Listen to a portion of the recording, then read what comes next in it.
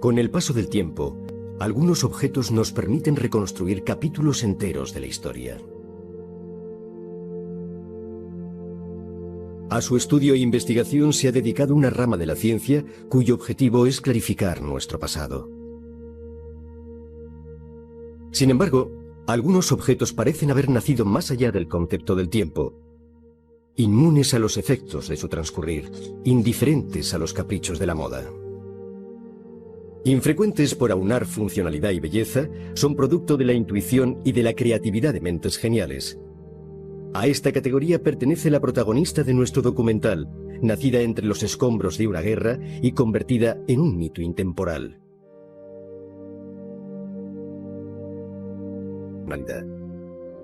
Y sin embargo es fruto de una revolución tecnológica que literalmente cambió algunos de los fundamentos del transporte a dos ruedas a mediados del pasado siglo.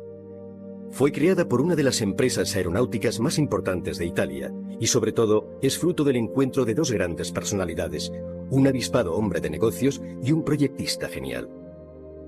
Concebida simplemente como una moto más de la Italia de posguerra, su devenir fue mucho más glorioso. La Vespa es el scooter más vendido en el mundo. Su historia es la de una leyenda italiana de renombre mundial y corre paralela a la de su país natal en los últimos 50 años.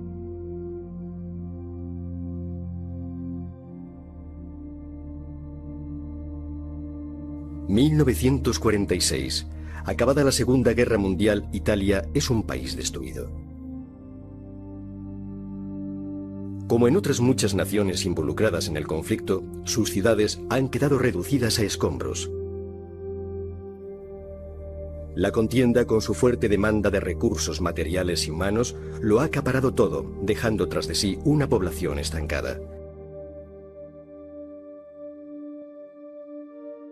Faltan los bienes de primera necesidad. Escasea el trabajo, por todas partes hay carestía y desolación. La economía está en manos del mercado negro.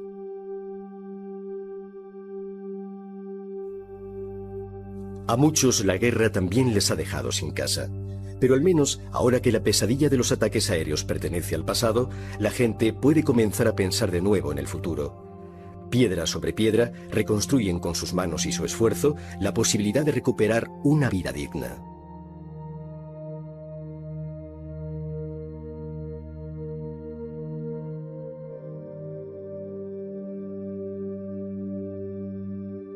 En las capitales de toda Europa se trabaja intensamente en el restablecimiento de las vías de comunicación, se inauguran nuevos aeropuertos y se relanza la aviación civil. La compañía Piaggio, ya activa en el sector naval y ferroviario desde los albores de la industrialización, entra en el aeronáutico a principios del siglo XX, intuyendo el potencial de este nuevo medio de transporte. En Liguria y en Toscana, las factorías de Piaggio responden al instante a las demandas del mercado bélico con la creación del aeroplano P-108, un cuatrimotor de 26 metros de envergadura y con la construcción de potentes motores radiales. Pero si bien la contienda desencadena un fuerte desarrollo de las industrias dedicadas a la logística militar, estas, a su vez, se convierten en objetivo prioritario de los bombardeos enemigos. Al acabar la guerra, sobre todo en la industria toscana, todo estaba en ruinas. Enrico Piaggio se encuentra con una industria destruida, con una plantilla que pasa de 10.000 operarios antes de la guerra a solo 60 después de ella. Por tanto, hablamos de una completa destrucción, no solo de los productos, sino de las instalaciones. Y eso es toda una tragedia para cualquier empresa.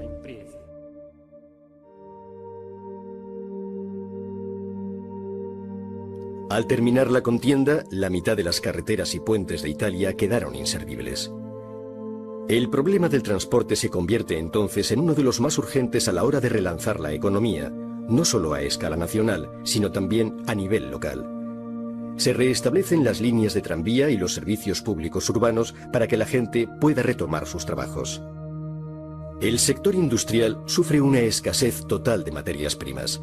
Por eso se recurre a la chatarra que la guerra ha dejado, por ejemplo, en los extensos cementerios de aviones militares, cuyas piezas son incluso desguazadas a hachazos. Se funden partes de la carlinga y de las alas en hornos diseñados a tal fin, para obtener así aluminio y otros metales necesarios para la reconstrucción del país.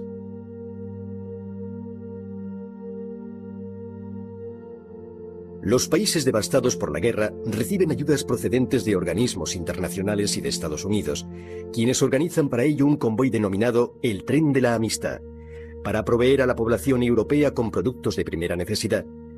Se desarrolla una campaña de solidaridad a lo largo y ancho de Estados Unidos con el fin de socorrer a las gentes del otro lado del océano. Con ello, Italia parece ponerse en marcha, pedaleando en bicicleta o, para los más afortunados, sobre una moto. Sin embargo, la mayoría sufre la falta de vehículos a precios accesibles y las carencias de un sistema público de transportes que en esos momentos resulta del todo insuficiente. En este contexto social, Enrico Piaggio va madurando la idea de lanzar un producto totalmente innovador. Cuando Enrico Piaggio cambia totalmente la producción, pasando de fabricar aviones con una envergadura de alas de 26 metros a producir un vehículo de 1,5 metros de largo, está claro que realiza una profunda transformación empresarial. Él sostenía que era necesario que los empresarios contribuyeran a que el país volviese a la normalidad, que contribuyeran a esta reconstrucción en el sentido social y no solo en el económico. Y, por tanto, alcanzar unas cifras de producción no era el único objetivo de la empresa. Enrico Piaggio confía la realización de este nuevo producto a uno de sus mejores hombres, Corradino d'Ascanio, un eminente diseñador aeronáutico que en 1930 había conseguido hacer volar el primer helicóptero italiano, tal y como él contaba en una de sus pocas entrevistas. Le mie esperienze aeronautiche rimontano già quando ero bambino, che mi dilettavo di fare modelli, eccetera. Siccome tutta l'aviazione, l'industria aeronautica languiva, io pensai che la cosa importante era realizzare l'elicottero a cui avevo pensato sempre. Riuscii a fare questo elicottero pilotato dal allora maggiore Nell. Ha battuto i primi record mondiali di lunghezza, durata e distanza. El helicóptero de d'Ascanio voló durante casi 9 minutos, alcanzando una altura de 18 metros y cubriendo una distancia de algo menos de 2 kilómetros. Volar es la gran pasión de d'Ascanio. En 1931 inventa el helicóptero coaxial, una innovación revolucionaria en la tecnología aeronáutica, pero su genio inventivo no conoce límites. Appena passato il cataclisma della guerra, il dottor Piaggio mi ha incaricato di studiare un veicolo semplice, economico, di facile costruzione, alla portata di tutti, e naturalmente io all'idea di progettare un oggetto nuovo mi sono entusiasmato moltissimo. Era un inventore di tutto. Inventó de todo. De todo. Y si había que construir algo o mejorarlo, él lo inventaba. Cuando me rompí el brazo y no podía escribir, él me hizo un cabestrillo de madera con ruedas para que pudiera mover el hombro y con un muelle que sostenía un lápiz para que pudiera escribir. Yo quería librarme de ir a la escuela unos días, pero por desgracia podía hacerlo todo sin ningún problema. Pero como nos cuentan sus nietas, la invención de la Vespa no es sino uno más de entre los muchos y ocurrentes inventos de su abuelo. A él no le gustaba la moto como medio de transporte. A él le gustaban los coches, además de volar. Nunca presumió de las Vespas. Nunca nos llevó a dar una vuelta en ella. Nos llevaba en coche. Con el Vespa 400, que era un cochecito.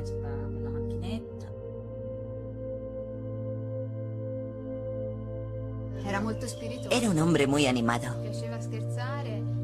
Siempre de broma. Siempre alegre. Y muy dado a hacer trucos de magia. Tocaba el violín, bordaba, hacía punto, cualquier cosa con tal de mover las manos.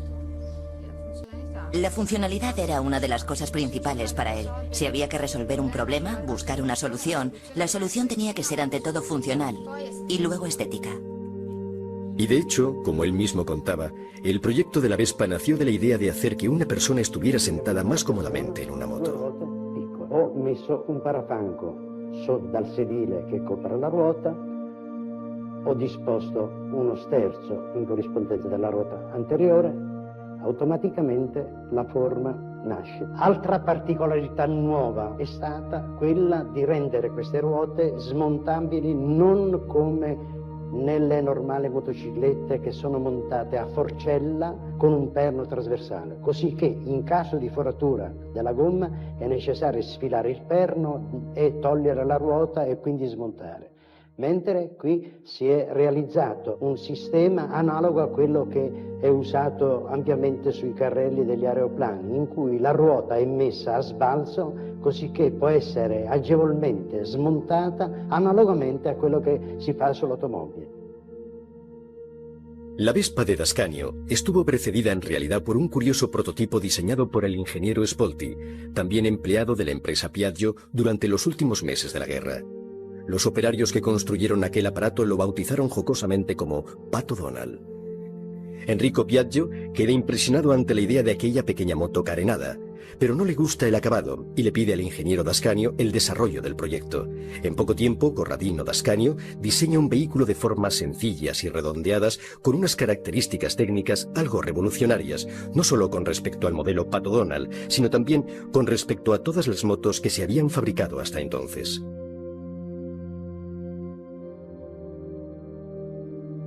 Dascanio se basa en sus conocimientos aeronáuticos, pero ciertas decisiones responden a su convicción de que la motocicleta es un medio de transporte incómodo y sucio. La MP6, el nombre técnico del nuevo vehículo, no es una moto con adornos aerodinámicos, sino un scooter, es decir, una moto con carrocería autoportante, con el cambio en el manillar y con el motor conectado a la rueda trasera, junto a la cual sobresale.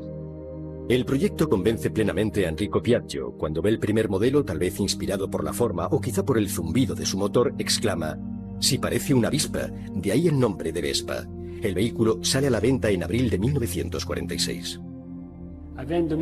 Empezó poniendo a la venta 50 unidades. 48 se vendieron inmediatamente y 2 quedaron sin vender.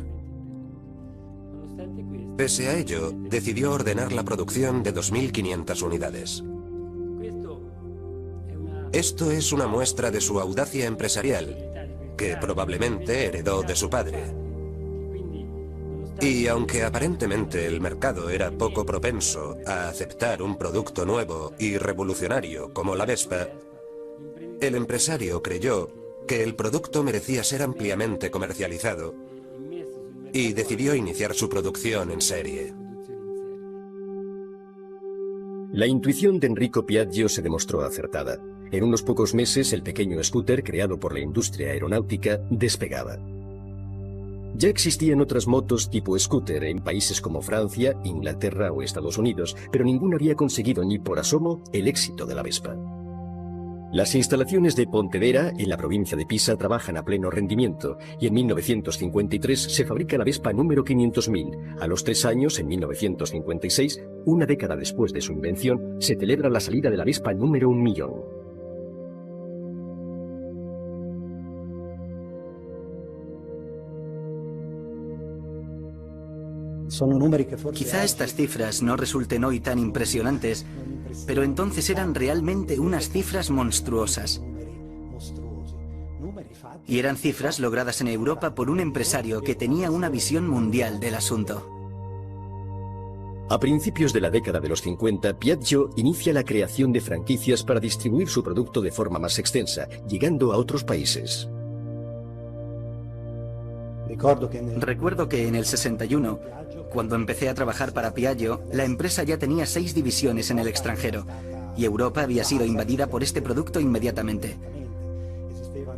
Había plantas de producción en España, Francia, Bélgica, Inglaterra, Alemania y luego fuera de Europa, en Brasil. Y al año siguiente en la India, con un éxito sin fronteras, se podría decir. Tal y como Piaggio deseaba, la Vespa se convirtió en un vehículo al alcance de todos. Se usa para ir al trabajo, y gracias a su carrocería que protege las piernas y esconde el motor, quien la conduce no se mancha ni siquiera transitando por caminos de tierra. La pueden llevar incluso las mujeres, en una época en la que están adquiriendo un papel cada vez más activo en la sociedad.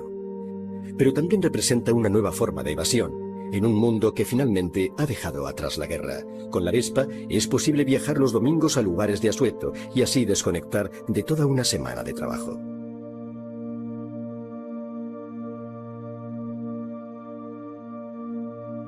Si el automóvil es todavía privilegio de unos pocos, la Vespa es el vehículo más popular entre las familias de los años 50. Era la primavera del 48 y mi padre llegó a casa con una noticia que me hizo feliz. Había comprado una Vespa. Lidia, mi madre, estaba aterrorizada. Y yo, naturalmente, no. Mi padre, encantado con mi reacción, me llevaba a pasear. Y a mí me encantaba, porque iba de pie delante de él agarrado al manillar. Y me sentía como si condujese, con el viento en el pelo, que llevaba largo gracias a mi madre. Era una sensación estupenda que recordaré siempre.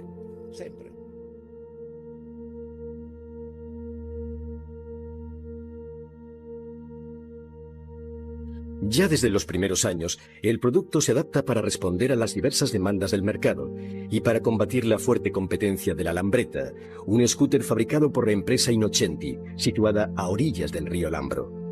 Y lo más importante es que se ofrece la posibilidad de financiar su compra a plazos. Ello es una absoluta novedad, que convierte a este medio de transporte en algo asequible para aquellos cuyos ingresos dependen de pequeños negocios.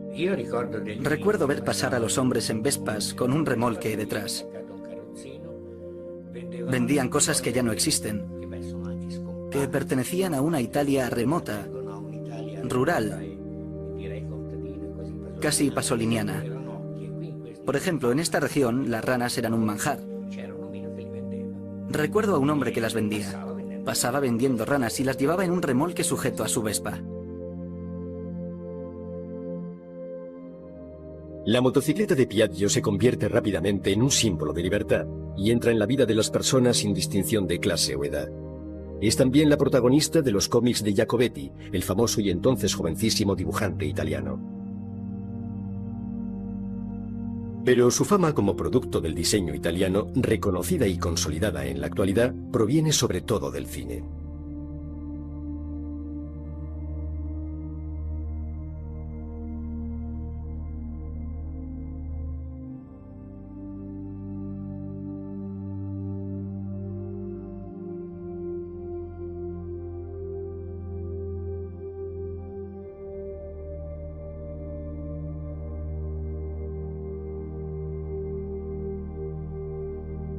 Mi permette, papà?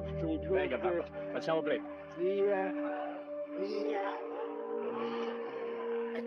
Se vuoi farti un bagno c'è sempre la tinozza, no? Ah, boh. Tieni, va, oddio, sono fermato. Una contribución importantísima la hizo el cine, o mejor digamos las películas que difundieron la imagen de la Vespa. En parte se debió a la política publicitaria de Piaggio, que contrató para esa labor a una agencia afincada en Roma, y por otra parte fue por los propios directores, especialmente los americanos, que la veían como el vehículo típicamente italiano. Vacaciones en Roma es un ejemplo típico, donde Luciano M. realizó toda la parte italiana utilizando la Vespa, y es realmente como si toda la película fuese un enorme anuncio de la Vespa.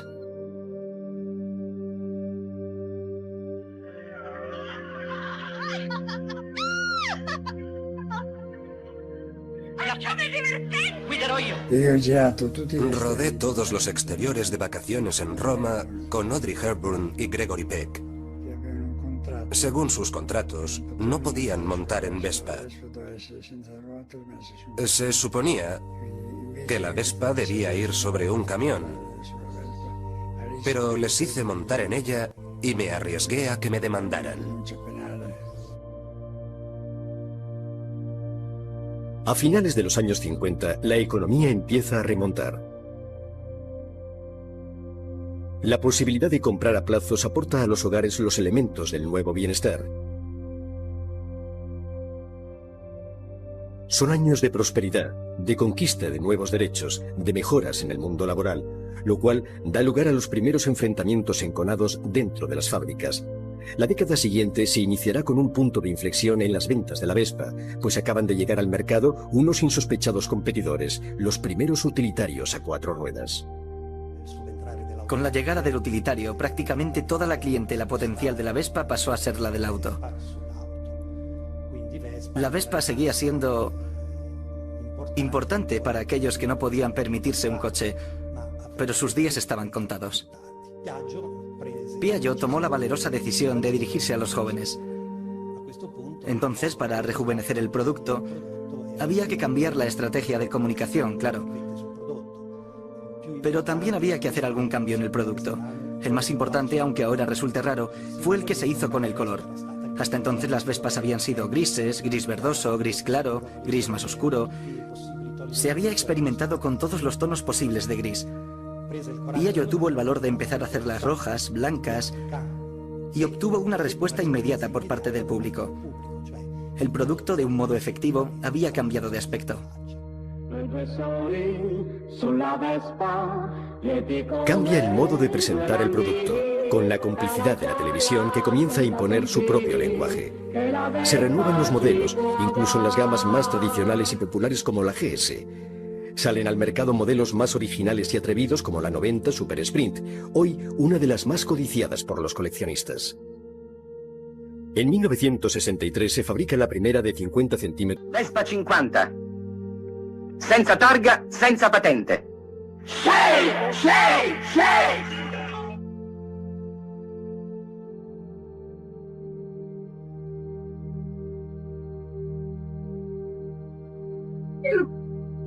Ecco Gianni! Arrivato Gianni! Guarda, arriva con la Vespa 50! Gianni Morandi fue la expresión televisiva total, con el grupo de chicos que lo seguían siempre en Vespa. Este programa tuvo un éxito notable y ayudó a la marca a librarse de lo que parecía el comienzo de su caída.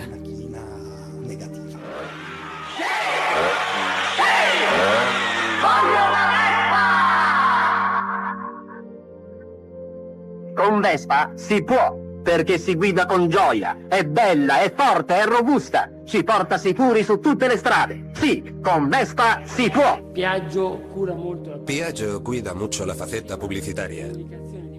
La primera publicidad de Vespa en el 46 se hizo con una mujer. La mujer que conduce la Vespa es una mujer que trabaja. El 46 fue el primer año en que las mujeres votaron en Italia. Y por tanto, era un mensaje, como diría, que anticipaba mucho aquella emancipación femenina y señalaba a los valores que estaban detrás de esos elementos de emancipación. De hecho, durante años, las campañas publicitarias estuvieron dirigidas indirectamente a las mujeres. El hombre compra la Vespa porque a las mujeres les gusta la Vespa. Pero la imagen de una mujer sobre una Vespa sigue siendo sobre todo un reclamo publicitario. Quando una Vespa adoprerai, sopra i monti e riva al mar, con lei potrai arrivare, e lo scooter da comprare. Vespa, 2 volte economica.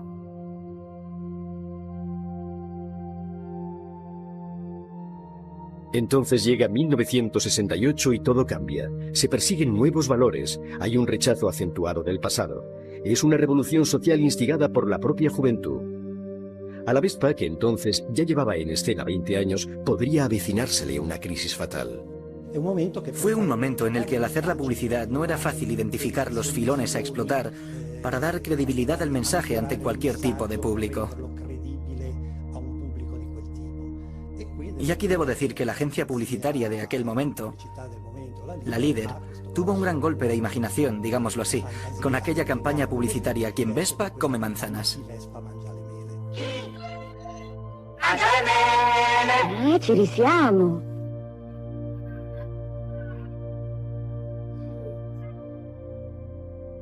Vespa! Quien Vespa, como si el verbo fuese vespar, andar en Vespa, ya era una gran ocurrencia.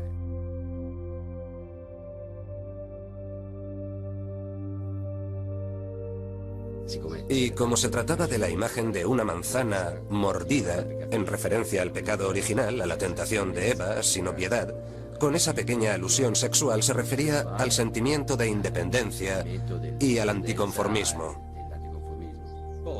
Visualmente estaba basado en el neodadaísmo, que era un estilo dentro del movimiento hippie de los años 60. La combinación de todo ello fue algo que podría estar perfectamente dentro de una galería de arte hoy día, e incluso de hecho en la época.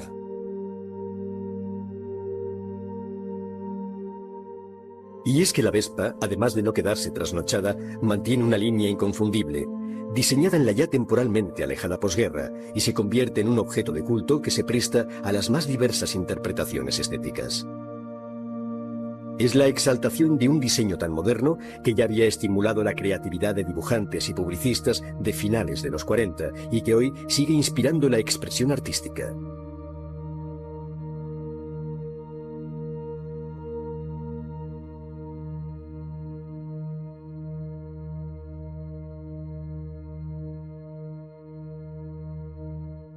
Algunos ejemplos se conservan en el Museo Piaggio de Pontedera, como una gigantesca PX concebida para una exposición internacional. O una serie de ET4 realizada en el 2001 a caballo entre el arte y el diseño, que se presentó en un concurso para celebrar el scooter más famoso del mundo.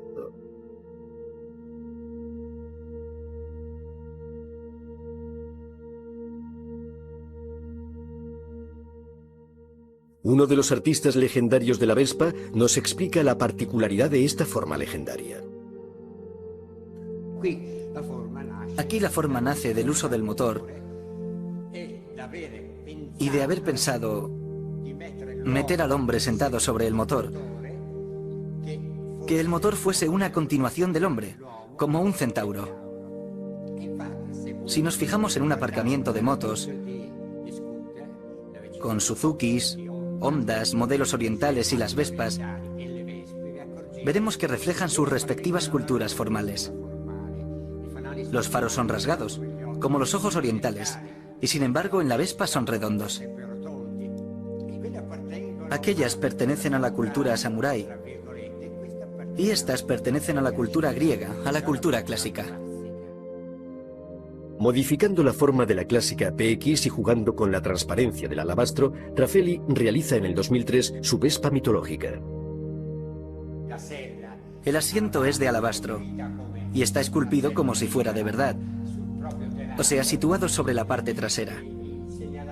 Los intermitentes y el faro también están hechos en alabastro. Lo mismo ocurre con el casco, es del mismo material. He echado mano de la imaginación y he recurrido a un material antiguo, digamos legendario, para representar un mito, el del centauro. A su vez he exagerado las líneas clásicas tan concomitantes a la forma de la Vespa. Lo scudetto del più popolare scooter del mondo è diventato l'emblema di vastissime corporazioni di uomini e di donne associate. Viaggiano con mezzi propri, in altri tempi lusso da nabappi, raggiunto ora con 2 ruote.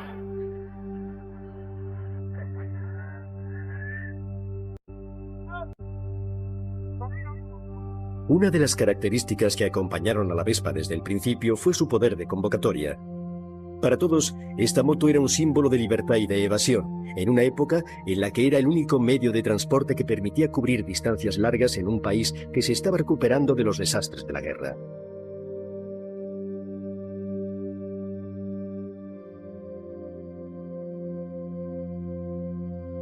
En 1949 nace en Viareggio el primer club de Vespas de Italia. Congrega grupos que se han ido formando espontáneamente a nivel local para organizar juntos excursiones, concentraciones y competiciones de toda clase, pero siempre a bordo de una Vespa.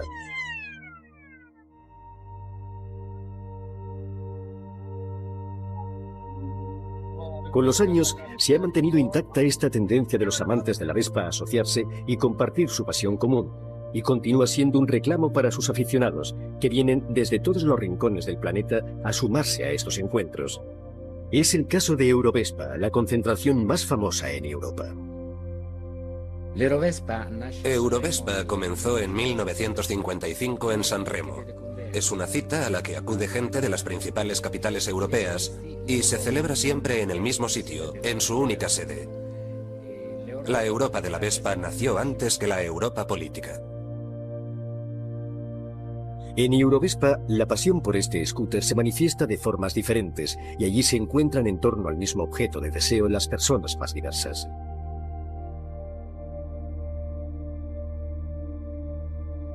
Para algunos la Vespa es algo sujeto a la modificación y al cambio, adaptándola a la propia manera de ser de uno. Así nos explican su pasión algunos de los muchos amantes anónimos de la Vespa. Esta es una Vespa PX 150 de 1981. Lo primero que hice fue modificarla para darle un toque más personalizado. Como las que se ven por ahí son todas muy parecidas, yo quise una hecha a mi gusto. Además, a la hora de realizar las acrobacias hace falta una Vespa distinta. Mi primera Vespa la tuve a los 14 años. Quedábamos los viernes en Florencia, en una callejuela, para ver quién lo hacía mejor, quién aguantaba más con una sola rueda.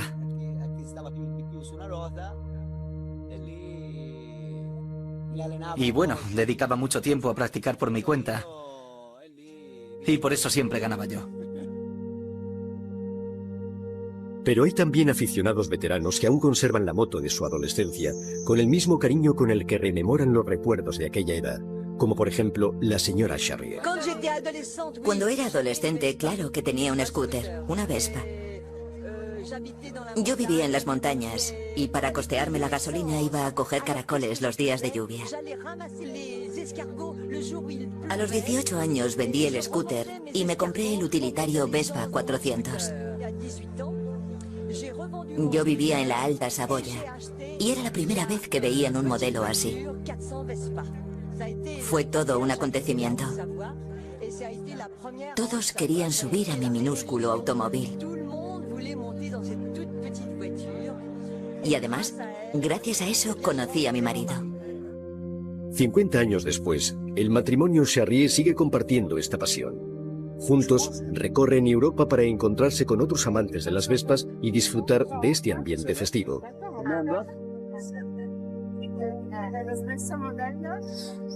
Eurovespa es también el punto de encuentro de los coleccionistas y de quienes buscan objetos originales, las últimas publicaciones o recambios difíciles de conseguir a la hora de arreglar una Vespa antigua.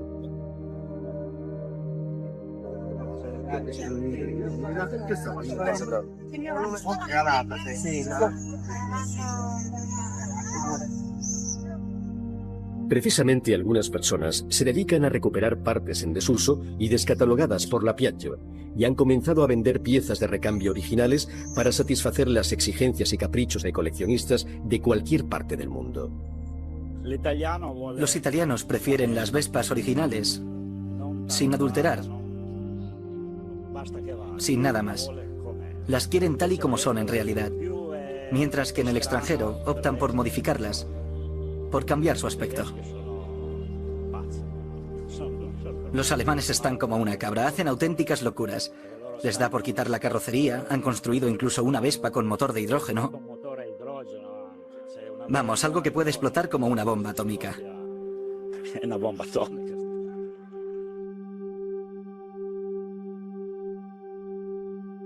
Los coleccionistas de Vespas son gente variopinta y algo fanática. Pero lo que más llama la atención en estas concentraciones es la extraordinaria variedad de modelos que se han ido produciendo en 60 años. Como nos explica su orgulloso propietario, existe incluso un rarísimo ejemplar de Vespa de guerra, dotado de un cañón de 75 milímetros. Fabricada en Francia, en la factoría de Fourchambault, fue utilizada por el ejército francés durante la guerra de Argelia. Cada aficionado tiene una historia que contar, un recuerdo personal de cómo comenzó todo. Un día me trajeron una vieja Vespa a mi taller para que le hiciera una puesta a punto. Ahí es donde comenzó mi afición, porque unas semanas después mi tío me vio con ella y me dijo: ¿por qué no te compras una Vespa? Yo también tengo una. Le contesté: vale, y si quieres incluso te compro la tuya. Así que me hice con 2 Vespas y a partir de ahí me compré una tercera, una cuarta y ahora ya veis, tengo una pasión exagerada por las motos antiguas. Mi pasión es sobre todo por las Vespas desde pequeño. Recuerdo cuando mi abuela me daba una vuelta con su Vespa. Luego me enamoré de la de 3 ruedas, la Vespa modelo AP.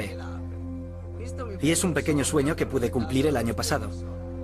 Me divierto muchísimo porque no es solo cosa mía, sino que lo comparto con mis amigos.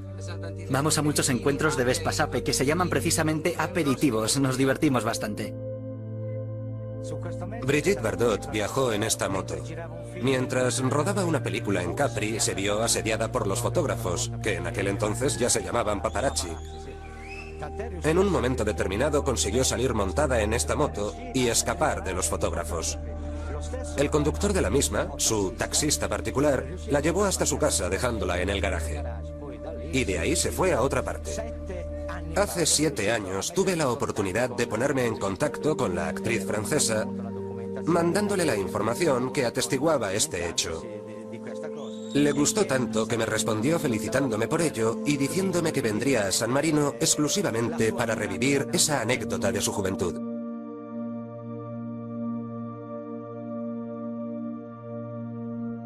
En 1980, cuando la moda del coleccionismo está apenas en sus inicios, se crea un registro para la conservación del patrimonio de información técnica, histórica y de tradiciones ligadas a la Vespa. Es uno de los primeros registros exclusivos para la marca de las 2 ruedas. En él se pueden inscribir los modelos fabricados por Piaggio entre 1946 y 1976, siempre bajo la aprobación de una comisión de homologación que certifique el nivel de calidad de su restauración. Un paso importante para conservar de manera más íntegra modelos que forman parte de la historia italiana. Cuando salió la Vespa Primavera, yo tenía 16 años. Era una moto completamente distinta. Se convirtió enseguida en una moda, en un símbolo de reconocimiento, de pertenencia, un estilo.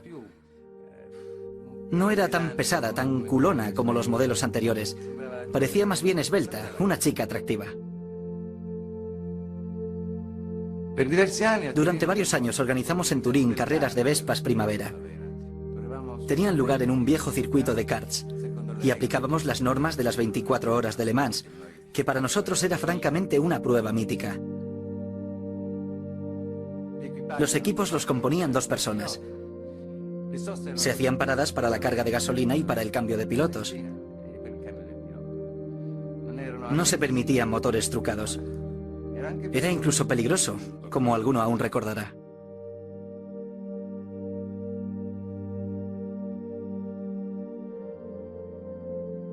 Questa concorrente viene da lontano. La parigina Odette Narcy è già al suo secondo giro, una veterana.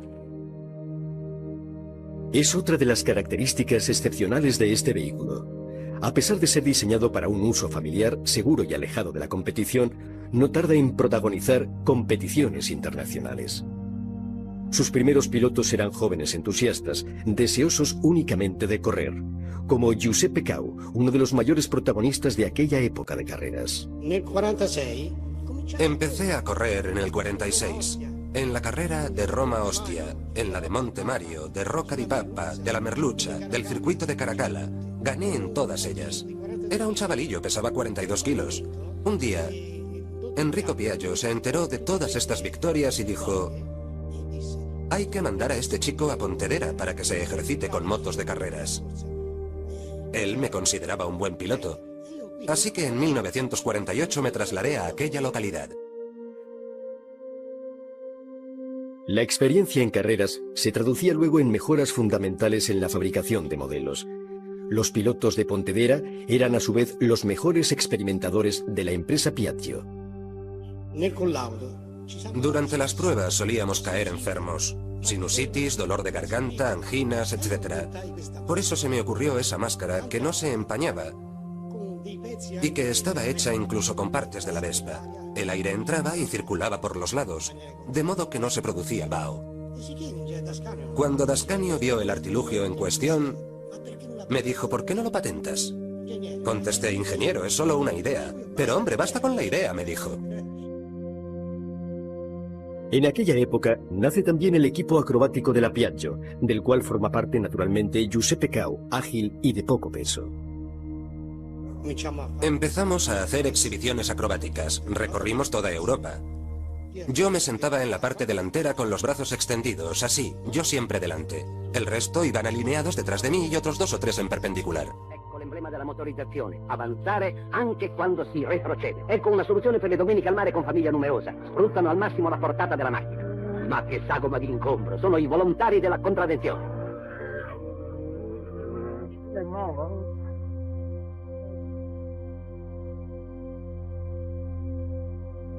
Junto a Giuseppe Cau, hoy jubilado, vamos a vivir emociones intensas. Medio siglo después, en la pista de pruebas de la Piaggio, el expiloto va a volver a sentarse en una Vespa 125 Corsa, la misma con la que ganó en el circuito de Perugia y en el Gran Premio de Bolonia de 1950.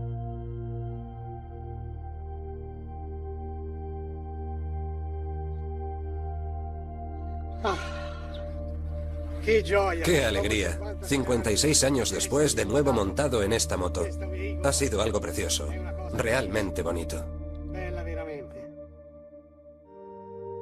Las ansias de batir los récords de velocidad se contagian también a la Piaggio de aquellos años. Este pequeño bólido de 125 centímetros cúbicos, llamado Vespa Siluro, conquista en 1951, durante la carrera Roma-Ostia, el récord mundial de carrera en línea, con una velocidad media de 171 kilómetros por hora.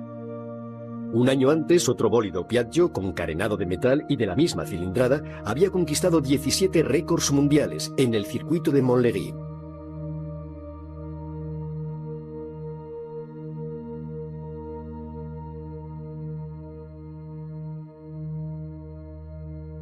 En suma, la Vespa, pese a su naturaleza doméstica, desencadena las ganas de correr y de competir.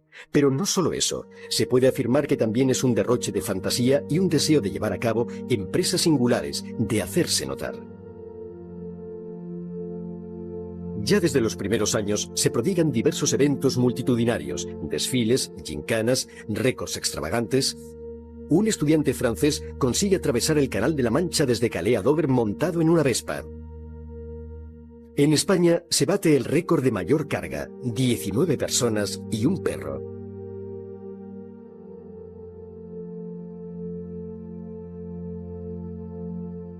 En cada acontecimiento, en cada reencuentro, la gente acude en gran número.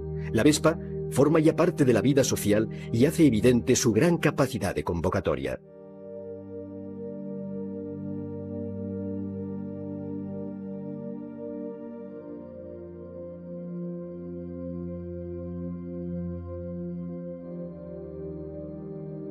Pero están también los que prefieren su faceta más individual.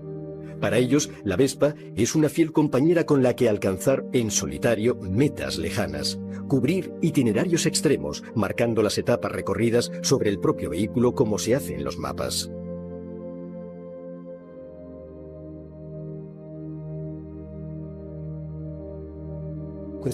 Este producto quizás deba su éxito a su forma, pero también al hecho de que desde el punto de vista tecnológico se le han ido haciendo mejoras constantemente.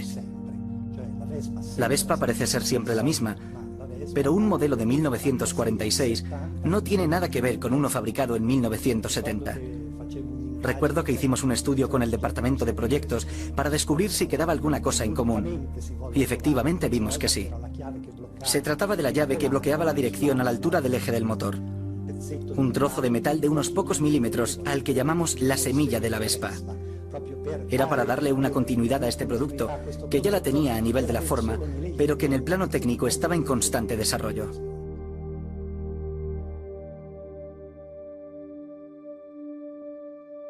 Es este uno de los secretos de la Vespa. Con los años ha logrado renovarse continuamente, pero sin hacerlo evidente por fuera. Estéticamente ha conservado su línea sencilla y elegante, el estilo que la ha hecho única ya desde el principio. Técnicamente no ha dejado de evolucionar, pero ha mantenido muchas de sus características originales. En 60 años se han producido casi 150 modelos diferentes y sigue siendo el único scooter en el mundo realizado en acero, con un monocasco sin chasis. La rueda delantera presenta todavía las mismas características y la tracción sobre la rueda trasera es directa.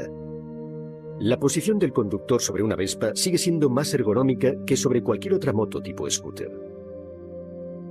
El modelo PX, para satisfacer a sus más fieles, sigue teniendo su cambio de 4 marchas en el manillar.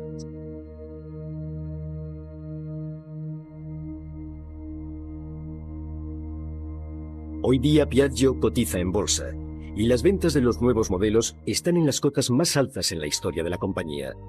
La atención y la pasión que esta marca atrae son mayores que nunca. Las 999 réplicas históricas fabricadas para celebrar los 60 años de la Vespa fueron vendidas antes de que salieran de la planta de producción.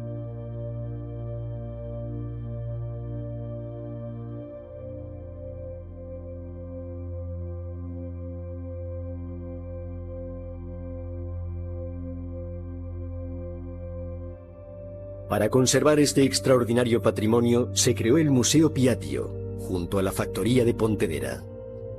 El Museo Piaggio, que es el lugar en el que sustancialmente se conservan la filosofía y los valores de este vehículo, trata de presentar no solo al público de fuera, sino también a los creativos, a los diseñadores, la posibilidad de dar un uso práctico, de disfrutar de este concepto que vio la luz en 1946.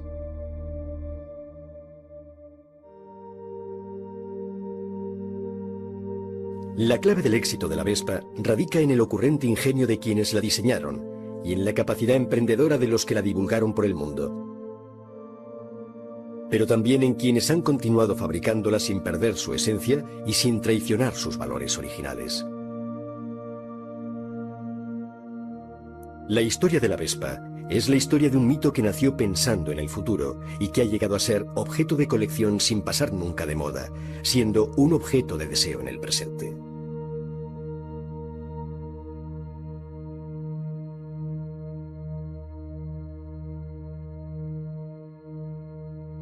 Los protagonistas de esta larga historia se hallan en el Museo de Pontedera, dedicado a Giovanni Alberto Agnelli, descendiente por línea materna de la dinastía Piaggio.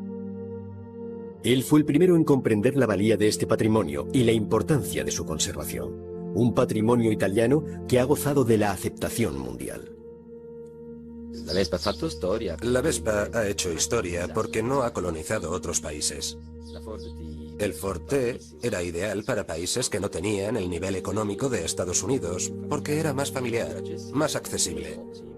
Los americanos importaron un modelo diferente y siguieron exportando el suyo. La Vespa, por el contrario, no se ha exportado. Más bien ha sido que la Piaggio se ha asociado con otras compañías extranjeras y ha mantenido una imagen, a fin de cuentas, probablemente coherente con el espíritu italiano.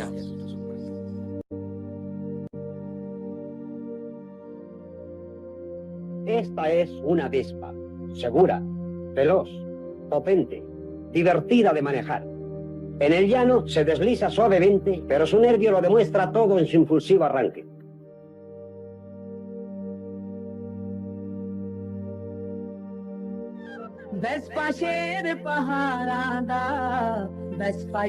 La Vespa, en definitiva, es un producto típicamente italiano que ha sabido responder a las exigencias del mercado, asumiendo en cada momento y lugar formas y funciones diferentes. Un vehículo que se ha dejado contaminar por otras culturas, pero permaneciendo siempre fiel a sí mismo y a su propio estilo. Nuestro breve paseo en Vespa a través del mundo concluye en India, con un testimonio acerca de la total versatilidad de este scooter italiano. Me encontraba en India, concretamente en el sur, en la región de Tamil Nadu. Llegamos a un paso a nivel con la barrera bajada. En ese momento llegó un hombre, en un scooter, y se situó al lado de nuestro vehículo. Llevaba una carga a un lado, una especie de bulto de gran tamaño, envuelto en una tela. Entonces le pregunté a mi chofer que qué podría ser aquello. Él, con toda naturalidad, me dijo que era un cadáver. Vaya, un cadáver, comenté. ¿Y por qué lo transporta de esa manera? Él me respondió, seguramente se dirige a Kenchipuram, la ciudad santa, para incinerarlo en una pira. En ese momento se estaban dando dos situaciones bien distintas. Yo era un occidental que estaba viajando por placer, por turismo, mientras que él era una persona que estaba llevando un cadáver para ser incinerado, posiblemente un familiar. Lo mismo era su padre, quién sabe. Y entonces me entró esa... ¿cómo decirlo? Esa necesidad de establecer un mínimo de contacto humano. Lo que le dije quizá fuera la cosa más banal, digamos estúpida, que uno podría decir en aquel contexto. Me dirigí a él en inglés diciéndole, yo soy italiano. Mi comentario obviamente no suscitó en él ningún tipo de reacción. Entonces en ese momento se abrieron las barreras y justo cuando estábamos echando a andar, él repentinamente hizo un gesto dando a entender que lo había comprendido. Señalaba su moto diciéndome, ¡Vespa, Vespa!